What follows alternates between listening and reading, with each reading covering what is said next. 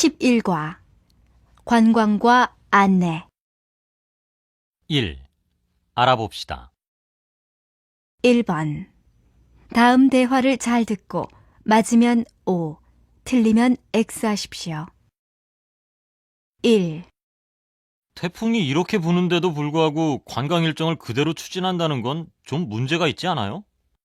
날씨가 나쁜데도 항공편 운행에 문제가 없다니까 기다려 봐야지요. 2. 손님 맞을 준비가 다 됐어요? 내가 뭐 도울 건 없나요? 김 대리가 준비를 여간 철저히 하지 않아요. 우리는 구경만 해도 되겠어요. 3. 좀 더 드시지 않고 왜 일어나세요? 충분히 먹었습니다. 잠깐 기다리시면 아이스크림이 나올 텐데요. 커피까지 마셨으면 다 먹은 셈이죠. 전 다음 일정이 있어서 먼저 일어나겠습니다. 2번. 다음은 관광통역 안내사에 대한 대화입니다. 잘 듣고 질문에 답하십시오. 관광통역 안내사 경력이 얼마나 됐어요?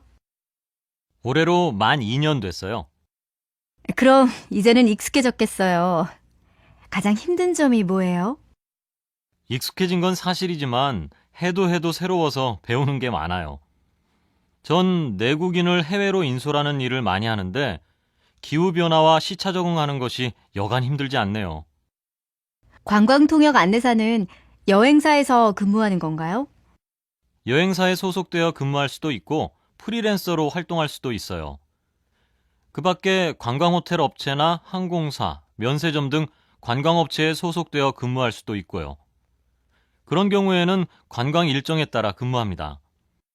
그러면 근무 시간은 좀 자유롭다고 할 수 있겠네요. 그런 셈이죠. 3번.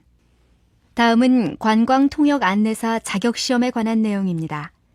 잘 듣고 질문에 답하십시오. 민준 씨, 한국에도 관광통역 안내사 자격시험이 있지요? 물론이에요. 1년에 2번 시험을 보고 자격증은 한국관광공사에서 발급해요. 시험은 어떻게 실시되는데요?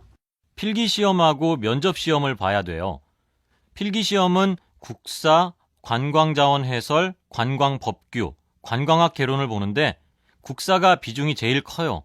40%거든요. 그런데 외국어 능력이 중요할 것 같은데 외국어 능력은 평가 안 해요? 물론 평가해요. 영어, 일어, 중국어 중에서 한 과목을 공인어학 시험으로 대체해요. 그리고 고등교육기관에서 3년 이상 그 외국어를 계속 가르친 사람은 시험이 면제되고요. 그럼 민준 씨도 외국어 시험을 봤어요? 해당 국가에서 5년 이상 유학한 사람들도 면제라서 전 시험을 안 봤어요. 제가 미국에서 6년 정도 공부했거든요. 2. 들어봅시다. 2번. 다음은 여행 탐방 프로그램의 전문가 대담 내용입니다. 잘 듣고 질문에 답하십시오. 오늘은 여행 전문가이신 김문호 박사님을 모시고 최근 국내에서 새로운 여행으로 부각된 도보 여행에 대해서 말씀을 나누도록 하겠습니다. 박사님, 안녕하십니까? 네, 안녕하십니까?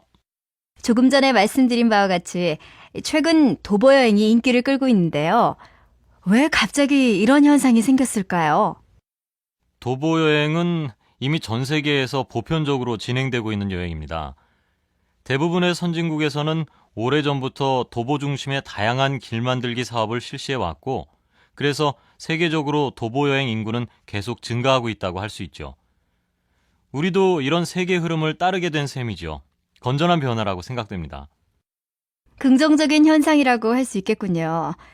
도보 여행이 다른 여행과 다른 특징적인 점이 있다면 무엇일까요? 일반적으로 여행은 매력적인 곳을 찾아가는 특정한 지역에 집중하는 방법입니다. 그런데 도보 여행은 탐방로를 중심으로 선의 구조로 이루어진 여행이라고 할 수 있습니다. 그럼 도보 여행은 어떤 탐방로를 따라가는 게 바람직할까요? 탐방로는 자연 배경을 중심으로 따라가는 방법도 있고 문화 역사 유적지를 중심으로 따라가는 방법도 있습니다. 그리고 이 둘을 혼합한 방법도 있고요. 특별히 정해진 것은 없다고 볼 수 있죠. 최근에 제주 올레길이 굉장한 인기를 얻고 있다고 들었는데요. 그렇습니다. 국내 관광객뿐만 아니라 해외 관광객에게까지도 여간 인기가 많지 않습니다. 이제 제주도를 찾는 여행객이 빠지지 않고 들르는 곳이 되고 있습니다. 보는 관광에서 즐기는 관광, 걷는 관광으로 바뀌고 있는 셈입니다.